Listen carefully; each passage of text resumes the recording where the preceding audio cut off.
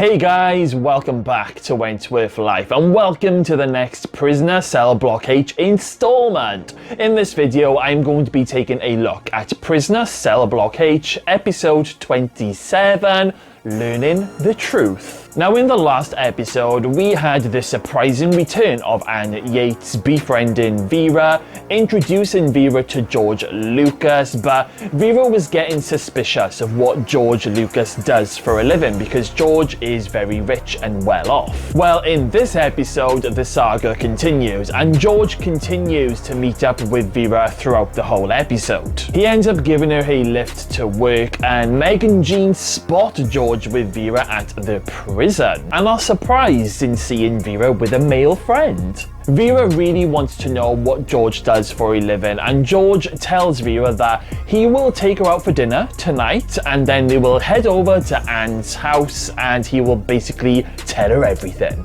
So fast forward to Anne's place and George tells Vera that Anne works for him and she's basically one of his best contacts, and he then goes on to say that his business involves dealing in drugs. Well, shock horror not. Vera is of course furious and she accuses George and Anne of just using her. Vera tells them that she won't tell anyone about what they've told her because she doesn't want anyone knowing how stupid she has been. Oh, poor Vera. However, it's looking like that George has actually grown very fond of Vera and he comes to see her outside of the prison during her shift and he apologizes to her and he ends up telling her that he really does care for her, and he then grabs her and kisses her. And Doreen and Lynn are watching from the fence, and of course Doreen goes and tells the whole prison. B can't quite believe it and even says that this guy must have a screw loose. It's one of those old tales where a criminal falls in love with someone in authority, but is this storyline heading for a huge car crash? Well, by the end of this episode, George tells Vera that Anne has been arrested. She is headed for Wentworth and he wants Vera to keep an eye out for her. Oh god, this is not going to end well, but I can't flippin' wait to see Anne back in Wentworth on the wrong side of her own bars. Susan Rice was going totally doolally again in this episode. She starts off with drawing Freddy all over her cell with lipstick, which doesn't go down too well with Vera.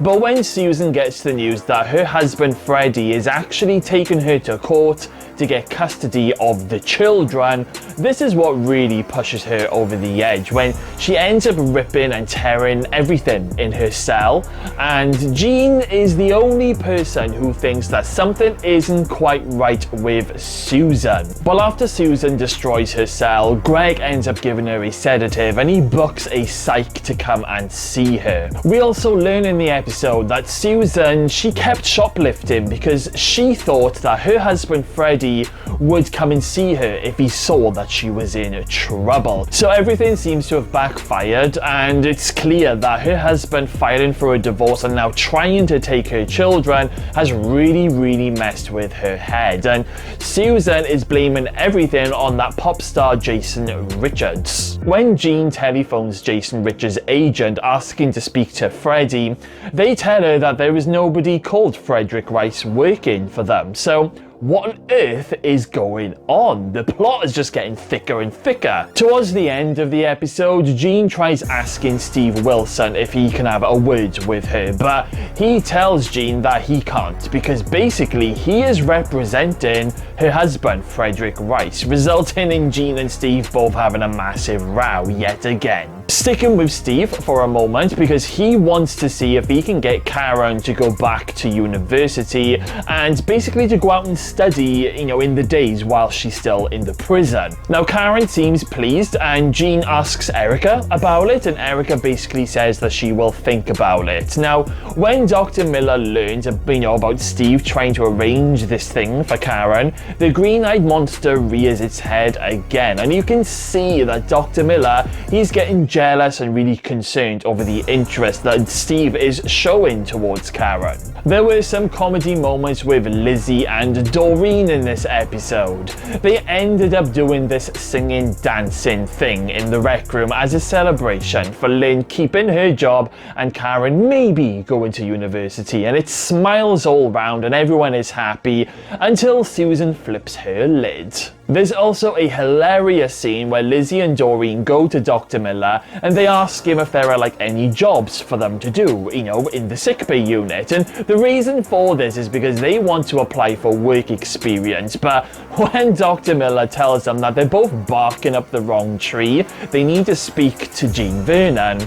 Lizzie then uses her bad heart to get out of doing any cleaning work for Dr. Miller that they were offering to do, and it's just absolutely hilarious. So all in all, this was a great episode. I'm loving the mystery with Susan Rice, and I'm invested in seeing, you know, the crazy things that she's doing and what's gonna happen next.